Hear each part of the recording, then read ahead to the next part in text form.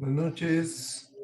Buenas noches, don Mario. ¿Cómo están? Gusto verlos. Bienvenidos.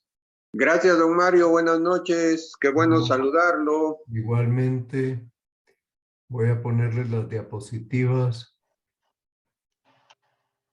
Buenas noches, don Mario. Bienvenido, buenas noches. Buenas noches, don Mario. Bienvenidos, aquí estamos a la orden.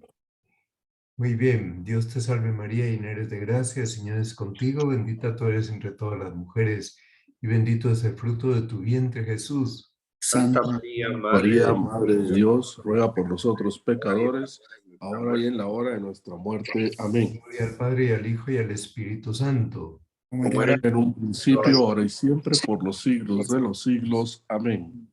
San Gabriel, ruega por nosotros. San Pablo, ruega por Ruega por nosotros. nosotros. Bienvenidos, hoy vamos a hablar del sacramento de la penitencia y voy a ponerles las diapositivas para poder compartir con ustedes. Muy bien, ya estamos. Entonces voy a silenciar a los participantes. Comprendo que hoy es un día de feriado y que algunos pues no estarán, pero igualmente tenemos la clase y así seguimos avanzando. Muy bien. Entonces hoy vamos a hablar de la penitencia y voy a dar en una sola clase los dos temas que tenía planeados del sacramento de la penitencia. Entonces, la penitencia es más amplia que el sacramento de la penitencia, porque la penitencia nos habla de la necesidad de conversión. Bien, y ante esta necesidad de conversión, pues les he puesto esta fotografía de la puerta santa, porque el abrir las puertas a Cristo es justamente lo que acontece cuando de verdad nos queremos convertir. Entonces, ya el bautismo, es cierto, borra todo pecado y nos hace hijos de Dios. Y, por tanto, dispone a la persona para recibir el regalo de la gloria del cielo. Pero ocurre que, pues, después del bautismo es frecuente que tengamos caídas. Y, por tanto, es necesario que haya un medio para reconciliarse con Dios y poder reemprender el camino. Bueno, entonces resulta que estar expuestos a la miseria del pecado, no estar exentos de esa posibilidad, y pues como dice la Escritura, el justo cae 7 veces y otras tantas se levanta, pues todo esto nos está hablando de una realidad que nosotros tenemos experiencia cotidiana. Excepto Jesús y la Santísima Virgen María, todos los demás seres humanos, Jesús no es un simple ser humano, es el Hijo eterno del Padre hecho hombre, todos los demás tenemos esa tendencia a caer. Jesús no tiene ningún pecado, María, su madre, por un privilegio especial de Dios, tampoco lo tiene. Bien, entonces en el Padre Nuestro ya Jesús nos enseña a pedir. Una de las 7 peticiones del Padre Nuestro es esta: perdona nuestras ofensas, como también nosotros perdonamos a los que nos ofenden. Por tanto, esa petición de perdón lleva consigo el deseo del cambio. Porque ya dice San Pablo en la carta segunda a los Corintios que en el nombre de Cristo os rogamos reconciliados con Dios. Por tanto, está hablando a unas personas que ya han pasado por el bautismo, pero que necesitan reanudar el camino de la reconciliación con Dios. Y San Juan nos dice en su primera carta que si afirmamos no tener pecado, nos engañamos y la verdad no está con nosotros. Bueno, entonces Jesús comienza su predicación en el Evangelio de Marcos diciendo: el tiempo se ha cumplido, el reino de Dios está cerca, convertidos y creed a la buena nueva. Esto es válido para los que están comenzando la vida, es válido para los ancianos, es válido para los que se comprometen en matrimonio, es válido para los recién casados, es válido para toda persona, joven, adulto y cualquier persona con uso de razón. Por tanto, esta necesidad de convertirnos es común de todos los cristianos. Pero cuando San Pablo dirige estas frases y San Juan se dirige no solo a los que no conocen a Cristo, sino a todos los fieles cristianos. Porque todos necesitamos reavivar nuestra fe y necesitamos pasar por un proceso de conversión. Entonces, el estado propio del cristiano en la tierra, decía Juan Pablo II, es el estado de conversión. De ahí que este libro de Patmos, que nos habla, se llama así, la segunda conversión, está aplicado a los 2 discípulos de Emaús, que se convierten de nuevo el domingo de la resurrección. Jesús les dedica una tarde entera, los recupera para el redil y se convierten. Pero podríamos decir que también a Santo Tomás Apóstol, que mete sus dedos en las llagas de Cristo, pues se le dio esta oportunidad de una segunda conversión. Y a San Pedro, cuando Jesús le pregunta delante de todos, si me amas más que estos. Bueno, entonces hay una penitencia interior que consiste en reorientar toda nuestra vida. Es algo radical. Por tanto, ese deseo de retornar es un deseo en el que estamos dispuestos a romper con los pecados, a rechazar el mal y a tener repugnancia por las obras malas que hemos cometido. Pero claro, esto es un proceso, y es un proceso en el que tenemos cada uno un recorrido distinto, porque cada persona es distinta. En consecuencia, la penitencia interior comprende el deseo de cambiar de vida y la resolución de hacerlo. Pero ese deseo y esa resolución tienen esperanza en la misericordia de Dios y confianza total en la ayuda de su gracia. Mucho más allá de un simple chocar las manos, ¿verdad? Es ese deseo, es ese confiar en que Dios me dará los medios para reanudar mi vida cristiana. Por tanto, ¿qué no es la penitencia interior? No es una obra de puras fuerzas humanas. Tampoco es fruto del dominio de sí que podría provocar un reajuste interior, ¿verdad? Un método de control mental. Bueno, no, es muchísimo más que eso. Entonces, ese reajuste interior no puede ser fruto del simple dominio de mí mismo, sino que en ese reajuste interior, más allá de mis decisiones enérgicas, tengo que contar con la obra de Dios, contar con que Dios me auxilia, la obra de su gracia. Y primero es una obra de Dios en mi alma, una obra de la gracia de Dios. Esa obra de la gracia de Dios hace que yo vuelva a Él mi corazón. Por eso la súplica en el libro de las Lamentaciones es esta: conviértenos, Señor, y nos convertiremos. Pero primero necesito que tú actúes, que tú intervengas. Bueno, entonces hay diversas formas de penitencia en la vida cristiana. Hay 3 formas de penitencia recomendadas de modo tradicional en las Sagradas Escrituras. Pero hay que tener en cuenta que en esas 3 formas de penitencia, pues hay algo que nace de adentro del corazón. Sin embargo, repercute en obras externas. Por tanto, esas obras externas son obras en las que se pone en juego toda la persona, ¿verdad? No puede estar en una sintonía el cuerpo y en otra sintonía el alma. No, el cuerpo y alma tienen que ir al mismo ritmo. Entonces, esas obras de penitencia, hay unas que están incluidas en la celebración de la Eucaristía. Hay un tiempo al comienzo de la misa para reconocer los pecados.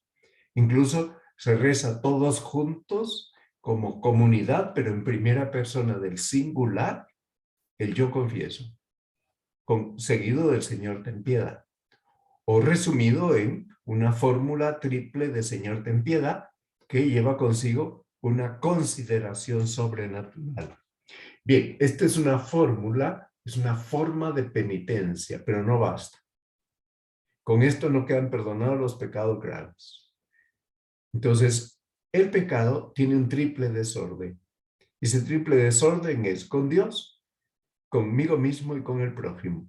Y la Escritura y los padres de la Iglesia hablan de 3 formas de penitencia: ayuno, oración y limosna. ¿A dónde van estas 3 obras de penitencia? Mi relación conmigo mismo, mi relación con Dios, mi relación con los demás. Por tanto, ayuno, relación conmigo mismo, oración, mi relación con Dios, limosna, mi relación con los demás. Entonces, el ayuno no es solo ser moderados en la comida, sino que también es exigirle al cuerpo, no darle gusto en todo lo que el cuerpo pide, para poder dedicarnos a Dios. ¿Qué nos pide? Dios nos pide que nos dediquemos al prójimo y a buscar el bien propio y el bien de los demás, pero eso requiere una disciplina. Por tanto, si yo no tengo mi cuerpo a raya, no le exijo a mi cuerpo, entonces no voy a estar en condiciones de dedicarme a lo que Dios me pide para mi propio bien y para el bien de los demás. Entonces, como oración, entendemos toda aplicación de mis facultades espirituales, ahí va la inteligencia, la voluntad, la memoria, la imaginación, a unirme a Dios Padre en conversación familiar e íntima, con Jesucristo por el Espíritu Santo. Ahí está entendida la oración de un modo muy resumido. Me pregunta un universitario, ¿y usted cómo hace oración? Pues así como estoy hablando contigo. Hago oración diciéndole, Señor, mira, esto que me está ocurriendo, esto que está pasando en mi entorno, ¿tú quieres que esto siga así? ¿O quieres que esto cambie? Si tú quieres que esto cambie, ¿qué quieres que haga yo para que esto cambie? Esto es oración. Con relación a los demás, la limosna no es solo dar dinero, o dar ropa, o dar libros. No. Hay otros tipos de donación. Donar el tiempo. Donar el tiempo. Hay enfermos que necesitan cuidados. Hay tiempo para expresar el perdón. ¿Verdad? Y a veces, hasta que la gente se siente perdonada, tiene que pasar un tiempo de convivencia en el cual nuestra amistad y nuestras obras van transmitiendo, mira, tú estás perdonado, o sea, yo no tengo nada contra ti. Y a veces pues, son obras reiteradas. Luego hay gente que necesita ser corregida y eso requiere tiempo porque los defectos no se corrigen de un día para otro. Hay gente que necesita ser consolada, a veces mediante la compañía, otras veces con palabras que no son frases convencionales y otras veces en silencio, pero estar al lado de esas personas que sufren. Entonces, hay muchas manifestaciones de entrega a los demás. Una mirada, una sonrisa, compañía. Compañía en momentos de dolor, en momentos en que reciben una mala noticia, en momentos en que no saben qué hacer, para dónde agarrar, en momentos en que a lo mejor están quebrados económicamente y necesitan compañía. Bueno, entonces resulta que a lo largo del año hay unos tiempos de penitencia y unos días de penitencia. El tiempo de Cuaresma es tiempo de penitencia. Cada viernes del año es día de penitencia en memoria de la muerte del Señor. Estos son tiempos fuertes, dice el Catecismo, de la práctica penitencial de la Iglesia.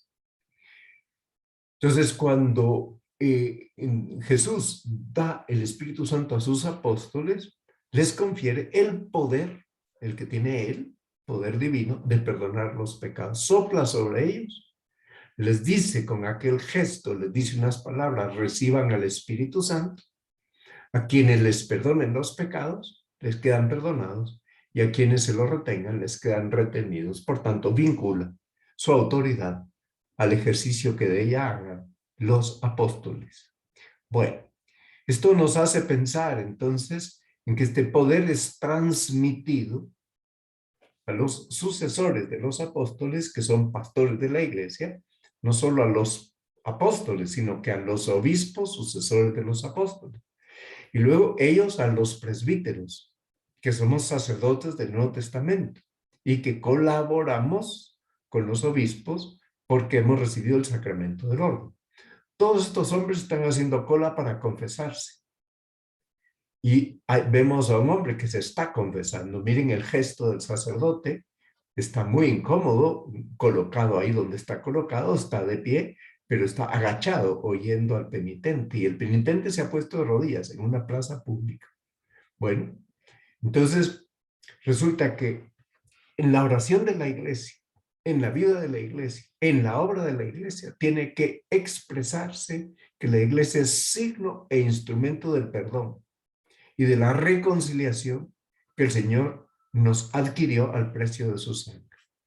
Este sacerdote que ha recibido la imposición de la ceniza tiene ahí unos vasitos con ceniza para imponerla a los fieles. Pero eso ocurre una vez al año. Sin embargo, eso es signo de una etapa intensísima de conversión que se llama cuaresma. Ahora, el ejercicio del poder de la absolución está vinculado al ministerio de los apóstoles y de los obispos que son sucesores de los apóstoles. Por tanto, eso puede ser siempre. Este ministerio está conferido a los apóstoles y a los presbíteros que colaboramos con los obispos y que somos instrumentos de la misericordia y de la justicia de Dios. Entonces, ¿qué hace el confesor cuando se sienta a confesar? ¿Por qué él puede ejercitar el ministerio de la reconciliación, aunque sea tan joven como ese muchacho que vemos en esa fotografía? Porque ha recibido el sacramento del orden y la autorización del obispo para ejercitarse y para administrar ese sacramento. Necesita licencias ministeriales. Por eso el ejercicio de este poder está regulado por las leyes de la iglesia. Y el sacerdote tiene que tener una facultad de ejercerlo o sobre determinados fieles o sobre todos los fieles. Actualmente, la disciplina del derecho canónico establece que cuando un sacerdote tiene autorización de su superior eclesiástico legítimo, la tiene en todo el mundo, mientras dure la autorización que tiene de su superior eclesiástico. Ok. Entonces, esto significa que de esta manera se ha agilizado muchísimo la facultad de confesar, porque antes estaba circunscrito a un territorio, pero ahora, si la tengo en un territorio, la tengo en todo el mundo mientras dure esas licencias. Normalmente se dan por un año. Pueden ser también perpetuas, dependiendo de la edad del confesor. Bueno. El sacerdote tiene 4 papeles al ejercer el ministerio del buen pastor que busca la oveja perdida.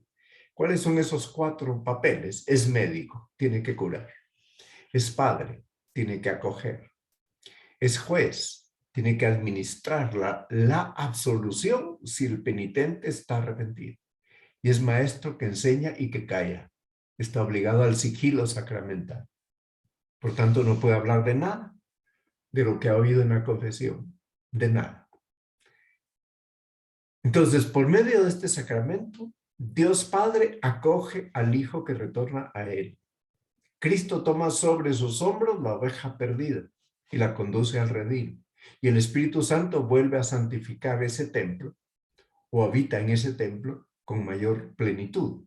Porque si la persona estaba en gracia y se acusa solo de pecados leves, que es lo que tiene, porque no tiene más, y renueva su dolor por todos los pecados graves que cometió antes, bueno, pues esa persona está ya en materia para la confesión. Por tanto, se puede acercar así al confesor. Hay confesores que no entienden esto y que si oyen que un penitente llega a acusarse de pecados leves, entonces resulta que puede ser que le diga de mala manera, váyase, no me quite el tiempo, usted no tiene pecados graves. Ese confesor no entiende la llamada a la santidad. Por tanto, pues casi que me está diciendo, búscate otro, porque yo no entiendo que tú estés llamado a la santidad e interpreto que tú me quitas el tiempo cuando vienes a confesarte. No es cierto, no le quita el tiempo. ¿Cuáles son los actos necesarios del confesor? Tiene que escuchar la confesión, tiene que imponer la penitencia y le da la absolución con el poder sacerdotal del sacramento del orden, que no la puede dar si el penitente no está dispuesto a la enmienda. Por tanto, puede retener, porque el penitente no está dispuesto, bien dispuesto. Pero es deber del confesor disponerlo al penitente. O sea, si el penitente no está bien dispuesto, le toca al confesor ayudarle a tener en ese momento esa disposición. Ok, la fórmula tiene 3 partes. La fórmula de la absolución tiene una introducción, tiene una parte esencial y tiene una conclusión. Podría ser que ustedes oigan al confesor quedarse solo en la parte esencial y que el confesor imponga la mano y diga únicamente esta frase: yo te absuelvo de tus pecados en el nombre del Padre, y del Hijo y del Espíritu Santo. Ok, esa es la parte esencial que no debe obviarse nunca. Pero hay una fórmula introductoria para llegar ahí y hay una fórmula conclusiva al terminar la fórmula esencial. Es conveniente decirlas siempre que no le falte el tiempo al sacerdote. Efectos de la confesión. Me reconcilio con Dios, por tanto tengo el perdón de los pecados. A continuación me reconcilio con la iglesia. Recupero el estado de gracia si lo había perdido. Van 3 efectos, pero hay más. Se me remite la pena eterna merecida por los pecados mortales, un 4º efecto. Y al menos en parte se me remiten las penas temporales que son consecuencia del pecado. A veces no todas, porque me falta dolor de amor. Tengo dolor imperfecto. Y si mi dolor es imperfecto, no es dolor de amor, sino es un dolor por miedo o por vergüenza, se me van acumulando penas temporales, es decir, purgatorio. Pero si tengo un dolor perfecto, se remite también y borrón y cuenta nueva. Ok, 5º, consuelo del Espíritu Santo. 6º, aumento de la fuerza espiritual para el combate cristiano. 7º, la paz y la serenidad de conciencia. Este sacramento es necesario para todos aquellos que después del bautismo hemos caído. O sea, que es necesario, tan necesario como el sacramento del bautismo. Lo es para los que no han sido regenerados a la vida sobrenatural. Pero luego, es necesario para todo fiel que, llegado al uso de razón, tiene pecados graves. Entonces, por lo menos una vez al año, por lo menos, estos son los mínimos, tiene que confesar los pecados graves. Pero además, si está en peligro de muerte. Y además, si quiere comulgar otras veces. Por tanto, se ponen 3 condiciones. Una vez al año, en peligro de muerte, y si quiere comulgar. No puede esperar hasta que se cumpla el año, porque entonces dejaría de comulgar si está en pecado, ¿verdad? Este sacramento recibe nombres diversos. Se llama sacramento de la penitencia porque lo que está consagrando es un proceso personal y eclesial de conversión. Un proceso de arrepentimiento y un proceso de reparación por parte del cristiano pecador. Ustedes ven aquí un confesionario de la Catedral Metropolitana. Bueno, esos son los confesionarios tradicionales. Para un espacio grande sirve un confesionario así. Pero para un espacio pequeñito, un confesionario así no sirve porque se oye. Entonces hay que conseguir un blindaje acústico, ¿verdad? O sea que hay que insonorizarlo y para eso pues tendría que ser un despacho con puertas de vidrio, con separación y rejilla entre el penitente y el confesor, y con puertas distintas para que ingrese el penitente y otra para que ingrese el confesor. Estas precauciones son para evitar habladurías. Puerta de vidrio, que se vea qué está pasando adentro, ¿verdad? Separación, rejilla, que no puede haber más comunicación oral entre el penitente y el confesor. Y luego, si resulta que el penitente tiene mucha pena y no quiere darse a conocer, que pueda conservar en anonimato su identidad, que no tenga que decir su nombre y que no le vea ni la cara. Bueno, de esto no se extrañen de que van a encontrar ustedes confesionarios en donde hay una sola puerta, donde no hay separación de rejilla, donde se le ve la cara al penitente. Pues es que ocurre que la ley del Código de Derecho Canónico está clarísima, sí, pero No todo el mundo respeta esa ley. No entremos aquí a juzgar las causas ni a la casuística.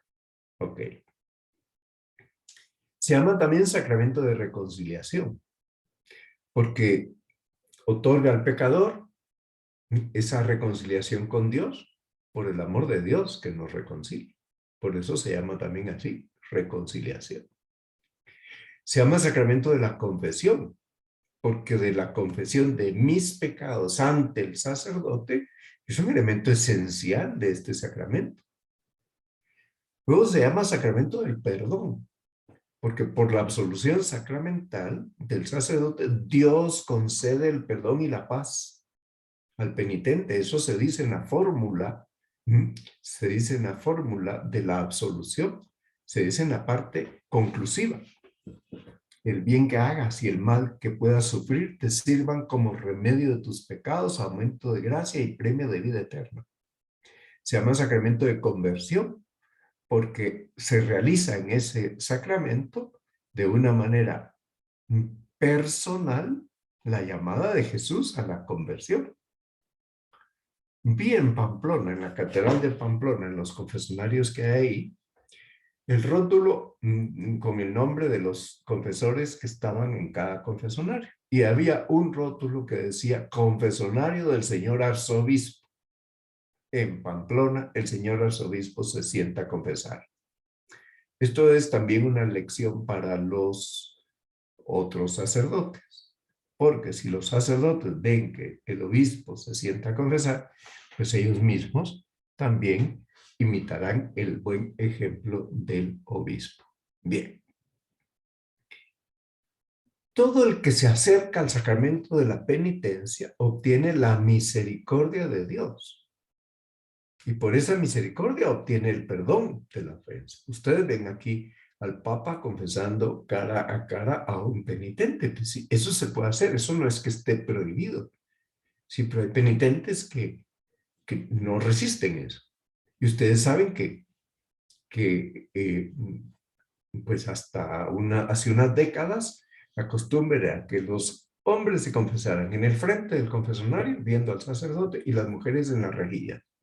Bueno, ahora es que a veces no hay ni confesionarios en las iglesias. Y entonces los sacerdotes confiesan en el presbiterio, en las penitenciales, en las celebraciones penitenciales de Cuaresma y en las penitenciales de Adviento, pero ¿y el resto del tiempo? Bueno, entonces, pero además de reconciliarse con Dios, se reconcilian con la iglesia, que fue herida por mi pecado. Y de ese modo, al reconciliarme con la iglesia, yo coopero con que estoy haciendo un aporte de caridad, porque estoy dando buen ejemplo por mis buenas obras y por las oraciones que yo hago como penitente. Bueno, entonces, ¿cuáles son los actos del penitente? Son 3. Son los actos del hombre que se convierte bajo la acción del Espíritu Santo. Son 3. Contrición, confesión de los pecados y satisfacción. Contrición, confesión y satisfacción. La contrición, dolor del alma y detestación del pecado cometido con la resolución de no volver a pecar. Ok, hay que ver ustedes a este sacerdote que está en el presbiterio confesando a un niño. Pues ahí está, a la vista de todo el mundo, ahí delante de todos está clarísimo lo que está ocurriendo, por tanto ahí no hay ningún peligro de abusos, ¿verdad? Si es que, pero pues cuando esto no es así, es mejor un confesionario. Ok. ¿Ven al Papa confesando en la Plaza de San Pedro? Pues sí, el Papa ha salido a confesar en la Plaza de San Pedro cuando por la pandemia tenía que ser al aire libre. Bueno. Confesión de los pecados es la parte esencial de este sacramento. Uno no puede llegar y decir, me acuso de todos los pecados contra todos los mandamientos. Eso no es confesarse. Uno tiene que enumerar los pecados mortales de que tiene conciencia, después de haberse examinado seriamente. Eso no quiere decir que tenga que invertir 3 días en el examen, o 3 horas. El que hace examen de conciencia a diario está preparado para confesarse en cualquier momento. El que se confiesa semanalmente está preparado para confesarse. Ok. ¿Por qué? Porque el periodo corto es mucho más corto el periodo entre una confesión y otra. Aquí tienen a ustedes a un condenado a muerte en Cuba que permitieron al sacerdote que lo oyera en confesión antes de fusilarlo. Ese hombre sabe que lo van a fusilar y está escuchando en confesión al pobre hombre que iban a fusilar. Entonces, uno tiene que decir, los pecados también aquellos que son muy secretos, es decir, aquellos pecados que tal vez se quedaron solo en mi interior, que no tuvieron repercusiones externas y que la gente piensa que son menos graves porque se ocurrieron solo en mi interior. Esos pecados a veces hieren más gravemente el alma y son más peligrosos que los que cometí a la vista de todos. Cuando Bernard Nathanson escribió este libro llamado La mano de Dios, Bernard Nathanson era un médico abortista judío de Estados Unidos. En su consultorio, 75,000 niños fueron eliminados. Cuando él comprendió y se convirtió, él se hizo católico, comprendió y se convirtió. Este hombre, Nathanson, empezó a viajar al mundo para dar a conocer el crimen del aborto y escribió este libro. Esto es reparar un pecado que ha sido público. Hay que repararlo públicamente. Y además difundió una película que se llama El grito del silencio, que es un aborto. Bueno, Abby Johnson, esta mujer que colaboraba en una de las clínicas de Estados Unidos, de la IPPF, lo que aquí se llama APROFAM, que es una filial de la IPPF, International Parenthood Parents Federation, o Family Federation. Bueno, pues esta mujer se había practicado a sí misma 3 abortos, hasta que un día pudo ver la ecografía antes de que se produjera un aborto. Entonces se horrorizó dándose cuenta de que lo que había ahí era un niño que se defendía de la mano criminal del médico que introducía en el cuerpo de la mujer, pues, no solo sustancias, sino instrumentos para matarla. Bueno. Entonces, cuando yo confieso mis pecados, yo me someto al juicio de Jesucristo. Jesucristo ejercita ese juicio por medio del sacerdote. Y el sacerdote me prescribe las obras de penitencia y me absuelve. El penitente va a combatir con las armas de la humildad y de la obediencia. Va a obedecer aquello que le mandaron. Aquí tienen escenas de confesiones en la Jornada Mundial de la Juventud en Panamá. ¿Qué es la satisfacción? La tercera obra del penitente. Una vez que recibí la absolución, se me quitó el pecado. Pero hay desórdenes que quedaron en mí, cicatrices que hay que remediar. Ya estoy liberado del pecado, pero todavía tengo que recuperar la plena salud espiritual. Por tanto, tengo que hacer algo más. Debo satisfacer de manera apropiada, expiar mis pecados. A esa satisfacción se le llama penitencia. Y a veces no se queda solo en que, nunca se queda solo en que el sacerdote me dice, reza estas oraciones. Ok, magnífico, la rezo. Pero no, pero tengo que emprender una nueva etapa en mi vida de cambio. Y si no la emprendo, entonces me quedé a medias, porque solo recé las oraciones.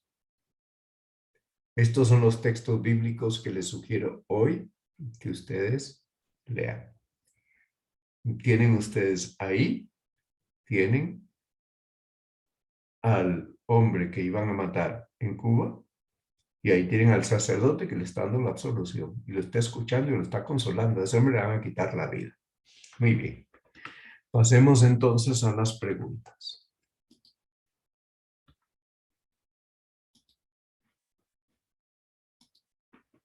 Willy. Don Mario, buenas noches y buenas Noches, a Willy. todos. Una pregunta más específicamente al tema de la comunión.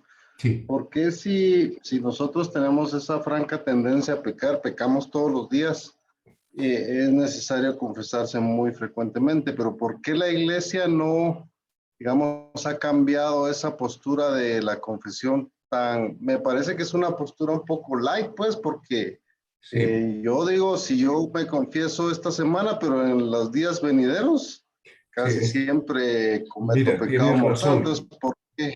tienes razón. El problema dónde está, en la formación del clero. Hay en este momento en la iglesia circulando unas doctrinas equivocadas que San Juan Pablo II quiso corregir con una encíclica llamada Veritatis Splendor, que todavía no ha calado en todos. Fíjate que Juan Pablo II muere el año 2005. Estamos en el 2022, pero todavía la fuerza de estas corrientes negativas todavía está vigente. Entonces hay que dar tiempo que se asiente en la cabeza de los confesores, de los profesores de teología moral en los seminarios y en las universidades, para que comprendan que eso no era una posición opinable de Juan Pablo II, porque es una carta encíclica, por tanto es una carta dirigida a todos los católicos, y a todos los cristianos y a todos los fieles de buena voluntad. Entonces el problema está ahí. Y que evidentemente en cada diócesis, pues los obispos para renovar las licencias podrían arbitrar medios como un examen a los confesores sobre determinados puntos de moral que ofrecen más dificultades para ver si están en condiciones de sentarse a confesar. Si solo le renuevan el carnet de modo, dijéramos, automático, y basta con ir ahí y tomarse la foto y que me entreguen el carnet y pagar la cuota que hay que pagar por la impresión del carnet, pues para eso no haría falta que me den las licencias, porque eso es un trámite puramente, dijéramos, burocrático, ¿verdad? Entonces, en algunos casos se examina a los confesores. Voy a citar un ejemplo de hace años cuando estaba el cardenal Quesada. El cardenal Quesada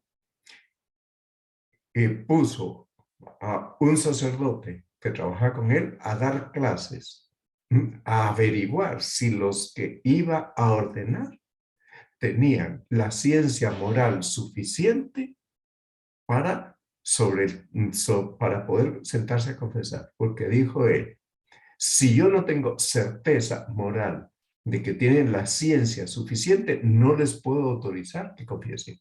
Pues esa es la responsabilidad del obispo. ¿Ok?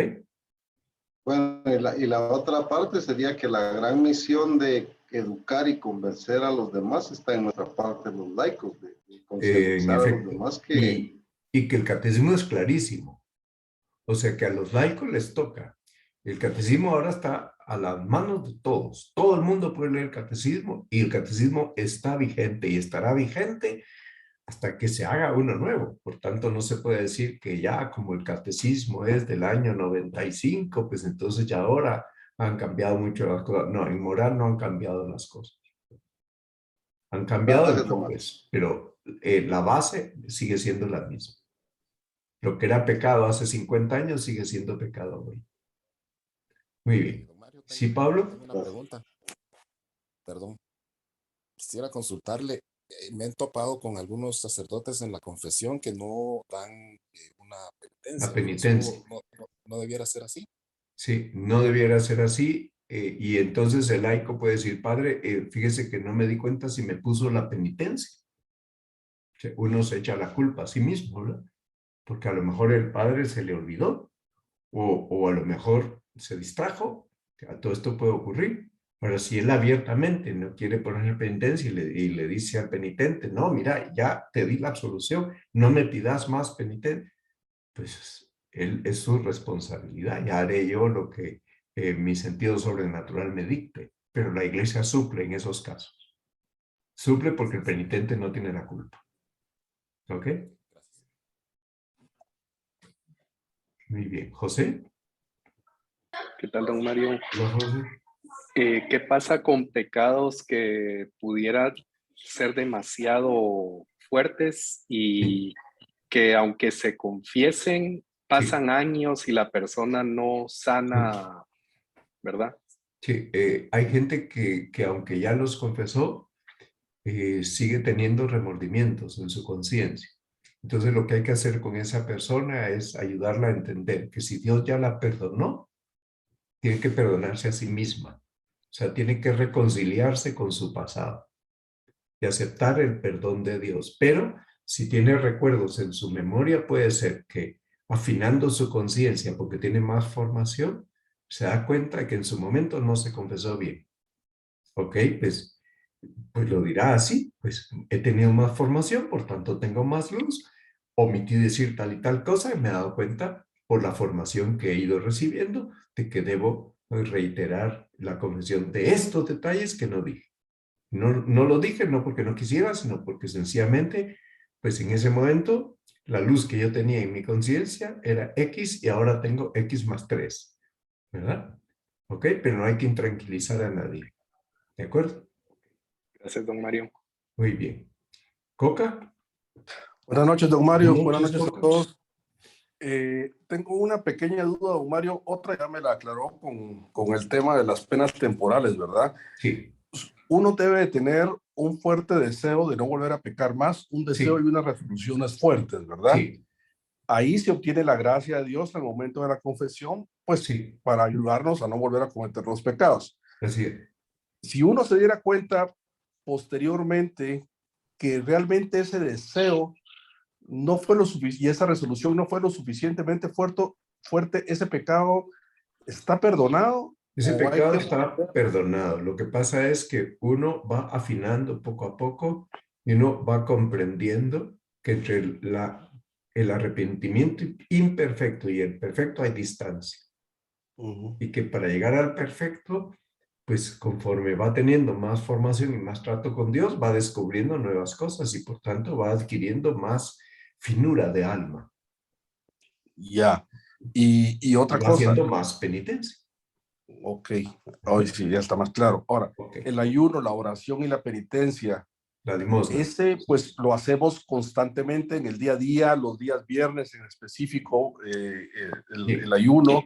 Los eh, viernes no es obligatorio el ayuno, solo 2 días al año es obligatorio, miércoles de ceniza y viernes santo. Si la persona quiere hacer ayuno otros días, te- consúltelo con su dirección espiritual, ¿verdad? Y ahí nos ayudarán a moderar y a entender el valor de la mortificación pequeña, porque a veces queremos hacer ayunos que son muy grandes, pero resulta que somos unos descuidados, unos desordenados, somos impuntuales, llegamos tarde a las cosas. Bueno, nos dirán, mira, antes de hacer un ayuno más fuerte, hace ayuno con tu lengua, hace ayuno con tus ojos, hace ayuno con el claro. aprovechamiento del tiempo, y ahí va uno afinando. ¿Ok? Gracias, don Mario. Muy bien. Pablo, ¿tenías algo más por Sí, preguntar? no había sido yo el que habló anteriormente, ¿no? Ya, pero veo que tienes la mano levantada todavía. Sí, pregunta, sí tengo una pregunta. Ah, sí, Primero, dime. algo rápido, contarle que yo antes, y hace muy poco, hablo ya adulto, yo pensaba que una vez que me confesara y me diera la absolución, ya si me atropellaba un auto iba directito al cielo. Pero luego entendí, en base a la formación, de que no, ¿verdad? O sea, hay una parte de reparación que hay que Sí, hacer en este tiempo. ¿Podría sí, ampliar un poquito con eso? O sea, ¿cómo yo puedo reparar? ¿Cómo yo puedo sí. saltarme de purgatorio? Uno puede reparar ofreciendo su trabajo, haciendo pequeñas mortificaciones, ganando la indulgencia todos los días, porque reza el Santo Rosario en familia o porque hace la oración media hora ante el Santísimo, ante el Sagrario, ¿verdad? Estas son formas de reparar, porque pues donde antes dio mal Plan de ejemplo, vida, ahora padre. da buen ejemplo. Entonces son formas de reparar que están, dijéramos, relacionadas con lo ordinario. O sea, básicamente con el plan de vida y tratando de restituir algo que haya Exactamente, sido. ahí va. Esas son fórmulas de reparación y de unión con Dios. Así es. Muchas gracias. Muy bien. Sí, Danilo, Sí, buenas noches, don Mario. buenas noches. Buenas noches a todos. Si alguien me pregunta, alguien que pudiera no creer en que Cristo está en la confesión Sí. si alguien me pregunta eso, ¿cómo puedo explicárselo para convencerlo? Pues ¿Es un tienes acto de que, fe o es un acto, es más tienes que la fe? que abrir el Evangelio con él, San Juan 20, capítulo 20, versículo 23, cuando Jesús les dice claramente a los apóstoles y solo a ellos que reciban al Espíritu Santo y que todos los pecados que perdonen en la tierra quedarán perdonados en los cielos. Visto desde los ojos de esa persona que tú refieres, esos son unos simples hombres. Sí, pero ya no son simples hombres porque el Espíritu Santo vino sobre ellos y porque Jesús los consagró sacerdotes. De ahí que la iglesia tiene una tradición fuertísima en torno a esto, de administrar el sacramento de la reconciliación durante siglos y siglos y siglos por la tradición viva de la iglesia de que así lo recibieron los apóstoles.